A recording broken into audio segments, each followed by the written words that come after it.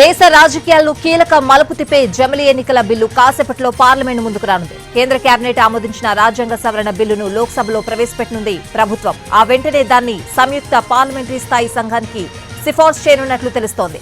One nation one election పేరుతో తీసుకురానున్న 129వ రాజ్యాంగ సవరణ బిల్లును కేంద్ర న్యాయశాఖ మంత్రి అర్జున్ రామ్ మేఘ్వాల్ సభలో ప్రవేశపెడతారు. దీంతో పాటు కేంద్ర పాలిత ప్రాంతాల చట్ట సవరణ బిల్లు కూడా సభ ముందుకొస్తుంది. కీలక బిల్లులు సభ ముందుకొస్తూ ఉండడంతో బీజేపీ తన సభ్యులు సభకు గైర్హాజరు అవ్వొద్దని సూచించింది. 3 లైన్ల విప్ జారీ చేసింది. టీడీపీ, శివసేన కూడా తమ ఎంపీలకు విప్లు జారీ చేశాయి. ఇటు కాంగ్రెస్ కూడా తమ పార్టీ ఎంపీలకు విప్ జారీ చేసింది. ప్రతి ఎంపీ సభకు హాజరు కావాలని సూచించింది. సంఖ్యాబలం ప్రకారం పార్లమెంట్ స్థాయి సంఘం చైర్మన్ పదవి బీజేపీకి దక్కనుంది. ఏదైనా పార్టీ తమ తరపున సభ్యులను సూచించకపోతే ఆ పార్టీకి అవకాశం దక్కదు. ఈ రోజు సాయంత్రానికే స్పీకర్ ఓం బిర్లా జేపీసీని ప్రకటించొచ్చు. పార్లమెంటు ఉభయ సభల్లో బీజేపీకి సాధారణ మెజారిటీ మాత్రమే ఉంది. 3/2 మెజారిటీ రావాలంటే పార్టీలతో సంప్రదింపులు జరపాల్సి ఉంటుంది. అందుకే బీజేపీ దీన్ని జేపీసీకి పంపుతోంది. జమిలీ ఎన్నికల బిల్లులో కేంద్రం ఎలాంటి ప్రతిపాదనలు పెట్టిందన్నది ఆసక్తిని రేపుతోంది.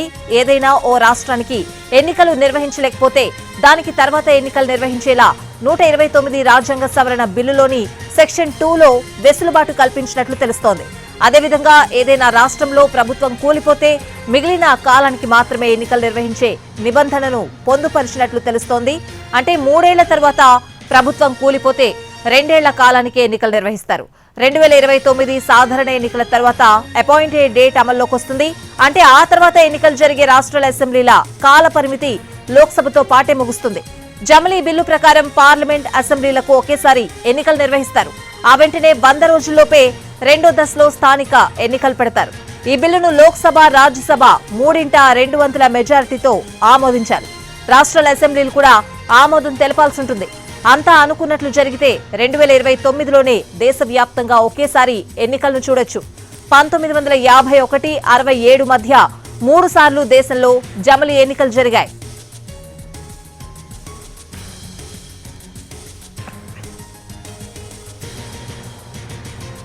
దేశ రాజకీయాలను కీలక మలుపు తిప్పే జమిలీ ఎన్నికల బిల్లు కాసేపట్లో పార్లమెంట్ ముందుకు రానుంది. కేంద్ర కేబినెట్ ఆమోదించిన రాజ్యాంగ సవరణ బిల్లును లోక్సభలో ప్రవేశపెట్టనుంది ప్రభుత్వం. ఇదే అంశానికి సంబంధించిన పూర్తి అప్డేట్స్ అడిగి తెలుసుకుందాం. ఢిల్లీ నుంచి మా ప్రతినిధి ప్రసాద్ లైవ్ లో సిద్ధంగా ఉన్నారు. ప్రసాద్,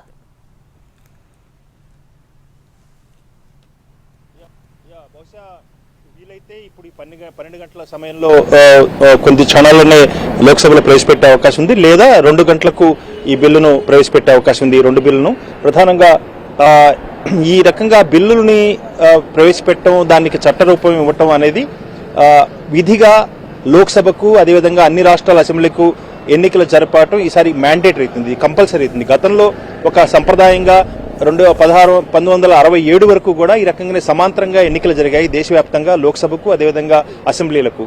అయితే ఈ చట్టం చేయడం ద్వారా ఇది తప్పనిసరిగా ఒకే కాల పరిమితిలో అన్ని రాష్ట్రాలకు, లోక్సభకు ఎన్నికలు జరగటం, కాలపరిమితి కూడా అన్ని ఒకేసారి రద్దు కావడం జరుగుతుంది. ఒకవేళ మధ్యంతరంగా ఏదన్నా లోక్సభ కానీ రాష్ట్ర అసెంబ్లీ కానీ రద్దు అయినట్లయితే మిగిలిన కాలానికి ఆ రాష్ట్రానికి సంబంధించి మరలా ఎన్నికలు జరిగేందుకు ఈ ప్రతిపాదన ఈ బిల్లులో ప్రస్తావించడం జరిగింది. అయితే దీనికి అనేకమైనటువంటి సమస్యలు కూడా ఉన్నాయి. అన్ని పార్టీలను ఒప్పించాలి, అదేవిధంగా ఏకాభిప్రాయం సాధించిన తర్వాతనే లోక్సభలో వీటిని ఆమోదం పొందడం, అదేవిధంగా రాజ్యసభలో కూడా ఆమోదం పొందే అవకాశం ఉంది. ప్రధానంగా రాజ్యాంగ సవరణ బిల్లు అన్నదానికి 3/2 సభ్యుల యొక్క మద్దతు ఉంటేనే రాజ్యాంగ సవరణ బిల్లుకు ఆమోదం లభిస్తుంది. ఆ రకంగా ప్రస్తుతం చూసినట్లయితే బీజేపీ నేతృత్వంలో ఉన్నటువంటి ఎన్డీఏ కూటమి, అధికార కూటమికి కేవలం సాధారణ మెజార్టీ మాత్రమే ఉంది. 245 మంది సభ్యులు ఉన్నటువంటి రాజ్యసభలో ఇప్పుడు ప్రస్తుతం 237 మంది సభ్యులు ఉన్నారు. చూసుకున్నట్లయితే 161 మంది సభ్యుల మద్దతు ఉండాలి, అంటే 3/2 సభ్యుల మద్దతు కావాలంటే. అయితే ఇప్పుడు ప్రస్తుతానికి బీజేపీ నేతృత్వంలో మిత్రపక్షాలకు కలిసి 112 స్థానాలు మాత్రమే, సభ్యులు మాత్రమే సభలో మద్దతు ఉంది. కాబట్టి ఇతర పార్టీల యొక్క మద్దతు లేకుండా రాజ్యసభలో ఏమాత్రం కూడా ఆమోదం పొందే అవకాశం లేదు. ఇక లోక్సభలో కూడా పరిస్థితి ఆ రకంగానే ఉంది. మొత్తంగా చూసినట్లయితే 293 మంది సభ్యులు ఎన్డీఏ కూటమికి ఉండగా మిగిలిన ఈ బిల్లులకు ఆమోదం పొందాలంటే దాదాపు 360 మంది సభ్యులు ఉంటే కానీ అది సాధ్యం కాదు. కాబట్టి కనీసం 70 మంది సభ్యుల యొక్క మద్దతు ఉంటేనే అది మెజార్టీ అంటే 3/2 సభ్యులతో ఆ బిల్లుకు ఆమోదం లభిస్తుంది. కాబట్టి అనేక సమస్యలు ఉన్నాయి. కాబట్టి పార్టీలను సంప్రదించకుండా ఏమాత్రం కూడా ఇది సాధ్యమయ్యే పని కాదు. అదేవిధంగా ఈ అంశాన్ని సంబంధించి రామ్నాథ్ కోవింద్ కూడా అంటే ఆయన నేతృత్వంలో అత్యున్నత స్థాయి కమిటీ ఏర్పడింది. ఆ కమిటీ ఇచ్చినటువంటి నివేదికలో కూడా ఆ తర్వాత కూడా బాహాటంగా కూడా మాజీ రాష్ట్రపతి రామ్నాథ్ కోవింద్ ఖచ్చితంగా చెప్పారు, ప్రభుత్వం చొరవ తీసుకోవాలి, అన్ని పార్టీలను ఒప్పించాలి, అందరూ ఒప్పుకున్న తర్వాతనే ఇది ఈ బిల్లుకు ఆమోదం లభించే అవకాశం ఉంది. కాబట్టి ఇది అందరి ఆమోదంతోనే చేయాలి, ఇది రాజ్యాంగ సవరణ బిల్లు అన్న అంశాన్ని కూడా చాలా స్పష్టంగా మాజీ రాష్ట్రపతి చెప్పడం జరిగింది. ఈ రకంగా కొన్ని సమస్యలు ఉన్నాయి. అయితే బిల్లుని మధ్యాహ్నం 2 గంటలకు ప్రవేశపెట్టచ్చు, 2 బిల్లులను. అదేవిధంగా ఇప్పుడు వీలైతే ఇప్పుడే ఈ 12 గంటల ఈ బులెటిన్ ఈ సమయంలోనే ప్రవేశపెట్టేందుకు అవకాశం ఉంది. చూడాలి. అంతే ఎప్పుడైనా కానీ ఈ రోజు మాత్రం ఖచ్చితంగా ఈ 2 బిల్లులను లోక్సభలో ప్రవేశపెట్టే అవకాశం ఉంది. ఆ తర్వాత వెంటనే సంయుక్త పార్లమెంటరీ కమిటీకి దాన్ని రిఫర్ చేయడం జరుగుతుంది. ఆ తర్వాత పార్టీ నాయకులందరితోనూ అదేవిధంగా ఇతరత్ర అనేక మంది స్టేక్ హోల్డర్స్తో అంటే మేధావులు అదేవిధంగా రాష్ట్ర అసెంబ్లీ స్పీకర్లు వీళ్ళందరితో కూడా సంప్రదింపులు జరిపిన తర్వాత సమగ్రంగా ఒక నిర్ణయానికి వచ్చిన తర్వాత దీన్ని కూడా పొందుపరిచి ఆ బిల్లుపై చర్చ జరగటం అదేవిధంగా లోక్సభ రాజ్యసభ దాన్ని ఆమోదించడం జరుగుతుంది. ఇది ఒక సుదీర్ఘమైనటువంటి ప్రక్రియ, ఇది ఒక బృహత్తరమైనటువంటి రాజకీయ మార్పులకు నాంది కోబోతుంది. కాబట్టి అంత ఆషామాషిగా అంత ఈజీగా చాలా సులభంగా అయ్యే పని కాదు. అందుకనే దీన్ని సంయుక్త పార్లమెంటరీ కమిటీకి పంపించాలని చెప్పి కూడా నిర్ణయం తీసుకోబోతుంది ప్రభుత్వం.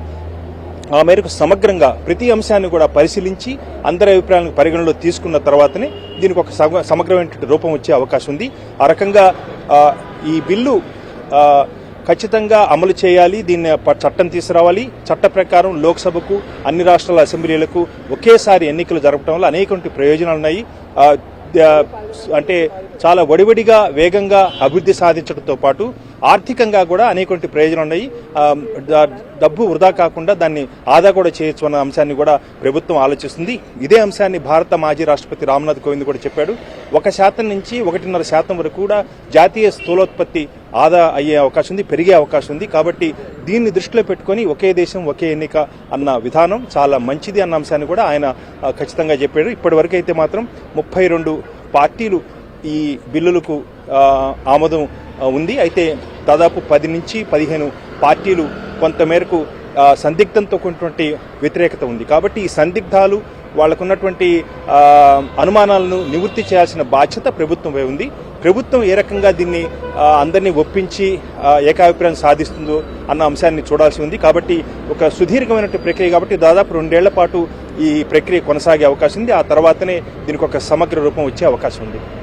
ప్రసాద్, ఉభయ సభల్లో కూడా పరిస్థితి ప్రస్తుతం ఏ విధంగా ఉండే అవకాశం ఉంది? సభ్యులందరూ కూడా హాజరయ్యే అవకాశాలున్నాయా? దీనికి సంబంధించి అంటే వాస్తవానికి ఈ బిల్లుని ప్రవేశపెట్టుతున్న సమయంలో ఆ సందర్భంలో ఏ పార్టీలైనా గనక